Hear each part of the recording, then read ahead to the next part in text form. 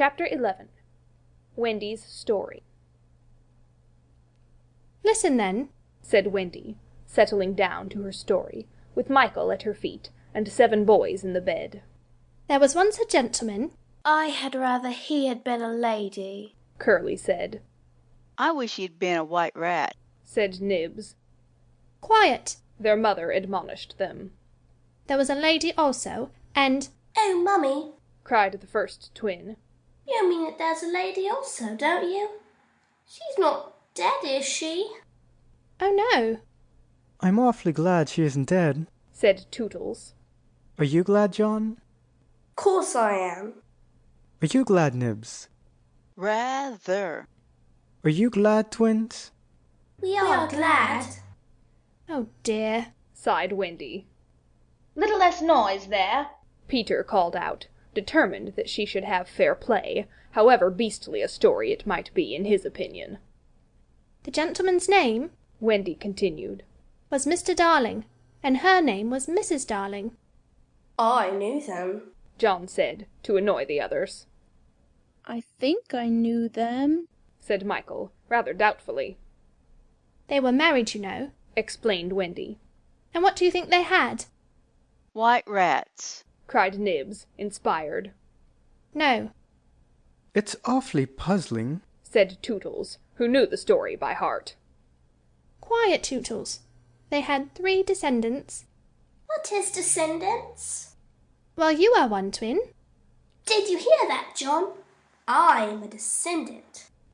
Descendants are only children, said John. "Oh, dear," sighed Wendy.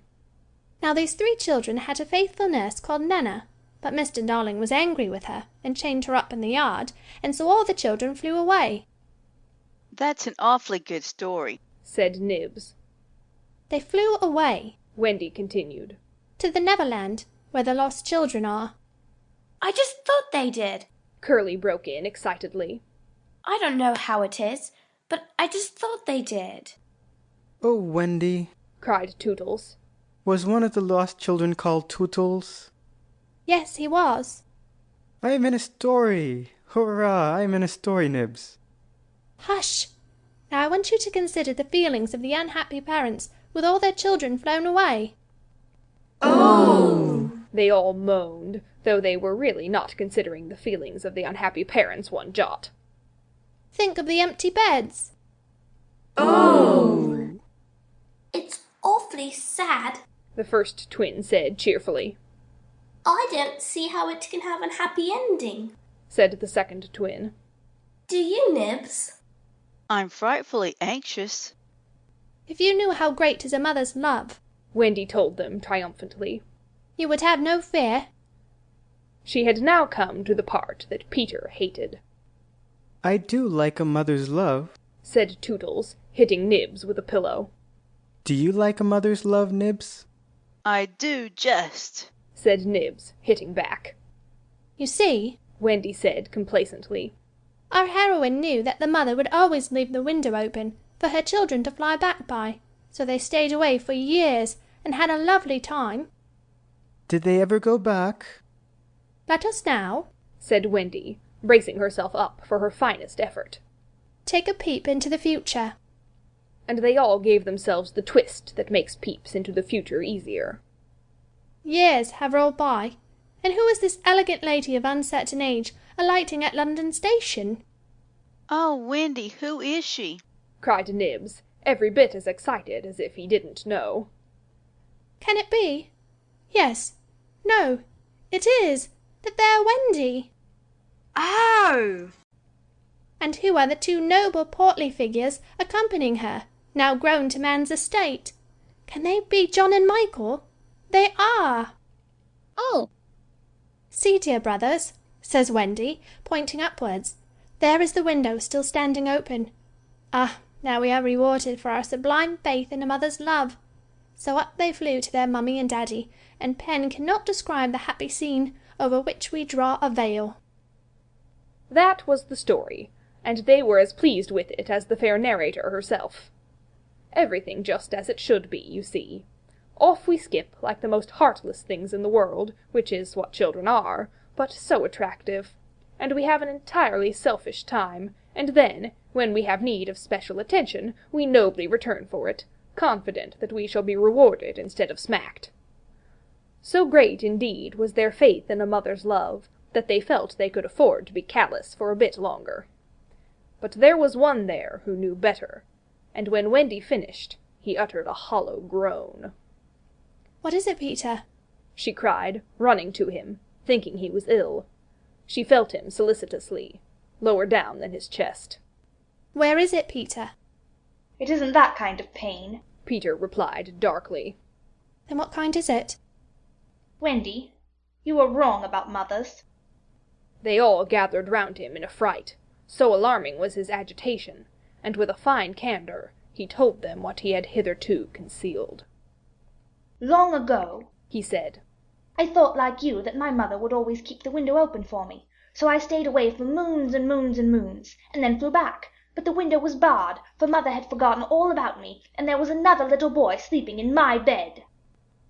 I am not sure that this was true, but Peter thought it was true, and it scared them. Are you sure mothers are like that? Yes. So this was the truth about mothers, the toads? Still, it was best to be careful, and no one knows so quickly as a child when he should give in. Wendy, let us go home, cried John and Michael together. "Yes," She said, clutching them. Not tonight! Asked the lost boys, bewildered. They knew in what they called their hearts that one can get on quite well without a mother, and that it is only the mothers who think you can't. "At once. Wendy replied resolutely, for the horrible thought had come to her. Perhaps mother is in half mourning by this time."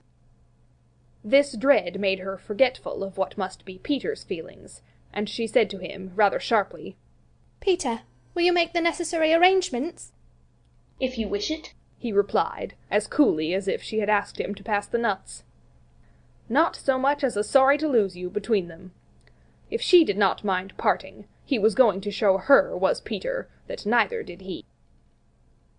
But of course he cared very much, and he was so full of wrath against grown-ups, who, as usual, were spoiling everything, that as soon as he got inside his tree, he breathed intentionally quick, short breaths, at the rate of about 5 to a second.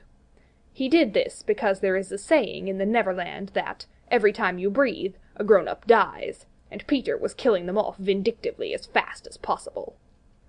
Then, having given the necessary instructions to the Redskins, he returned to the home, where an unworthy scene had been enacted in his absence. Panic-stricken at the thought of losing Wendy, the Lost Boys had advanced upon her threateningly.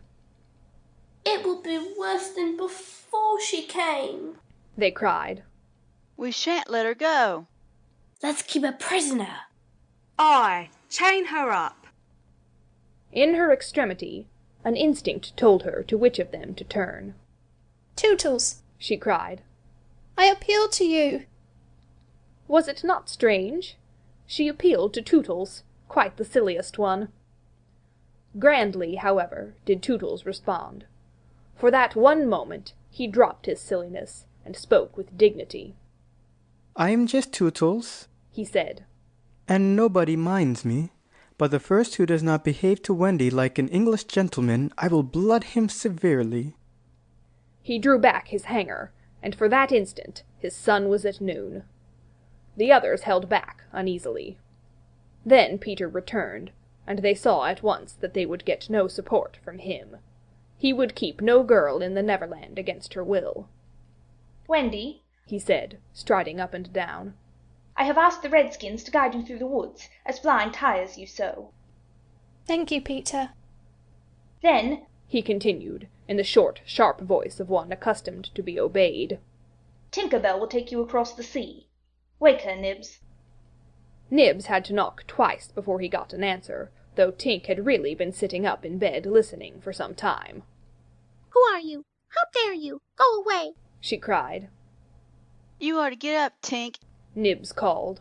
and take Wendy on a journey. Of course Tink had been delighted to hear that Wendy was going, but she was jolly well determined not to be her courier, and she said so in still more offensive language. Then she pretended to be asleep again. She says she won't. Nibs exclaimed, aghast at such insubordination, whereupon Peter went sternly toward the young lady's chamber. Tink, He rapped out. if you don't get up and dress at once, I will open the curtains, and then we shall all see you in your negligee. This made her leap to the floor. Who said I wasn't getting up? She cried. In the meantime, the boys were gazing very forlornly at Wendy, now equipped with John and Michael for the journey. By this time they were dejected, not merely because they were about to lose her, but also because they felt that she was going off to something nice, to which they had not been invited. Novelty was beckoning to them, as usual. Crediting them with a nobler feeling, Wendy melted. Dear ones, She said, if you will all come with me, I feel almost sure I can get my father and mother to adopt you. The invitation was meant specially for Peter, but each of the boys was thinking exclusively of himself, and at once they jumped with joy. But won't they think us rather a handful? Nibs asked, in the middle of his jump. Oh no, Said Wendy, rapidly thinking it out. it will only mean having a few beds in the drawing room. They can be hidden behind the screens on first Thursdays. Peter, can we go? They all cried imploringly. They took it for granted that if they went he would go also, but really they scarcely cared.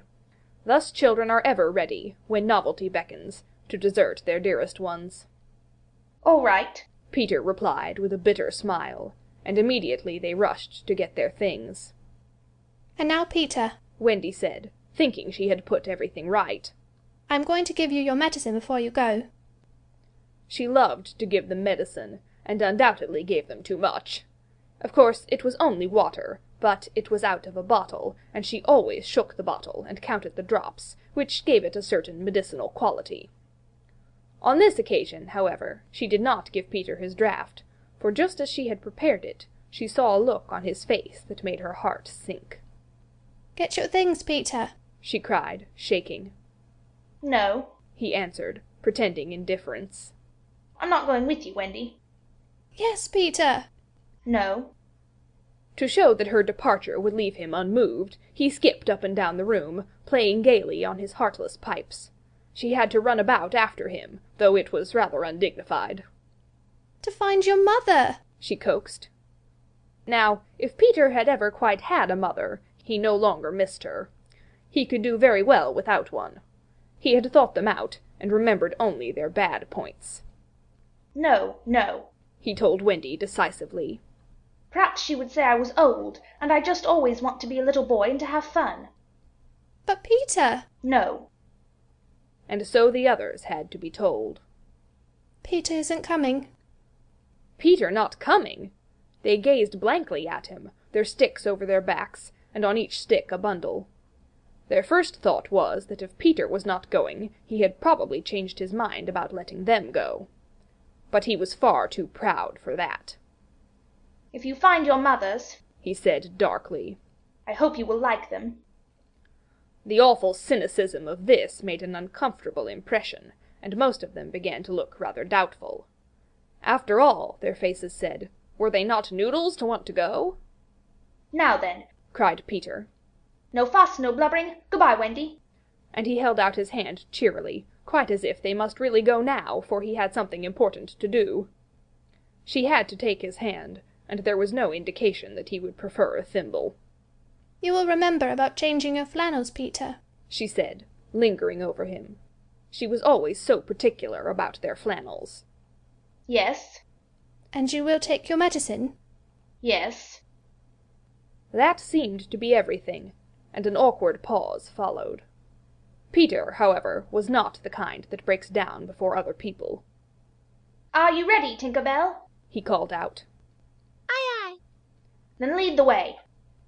Tink darted up the nearest tree, but no one followed her, for it was at this moment that the pirates made their dreadful attack upon the redskins. Above, where all had been so still, the air was rent with shrieks and the clash of steel. Below, there was dead silence. Mouths opened and remained open. Wendy fell on her knees, but her arms were extended toward Peter. All arms were extended to him, as if suddenly blown in his direction. They were beseeching him mutely not to desert them. As for Peter, he seized his sword, the same he thought he had slain Barbecue with, and the lust of battle was in his eye. End of chapter 11.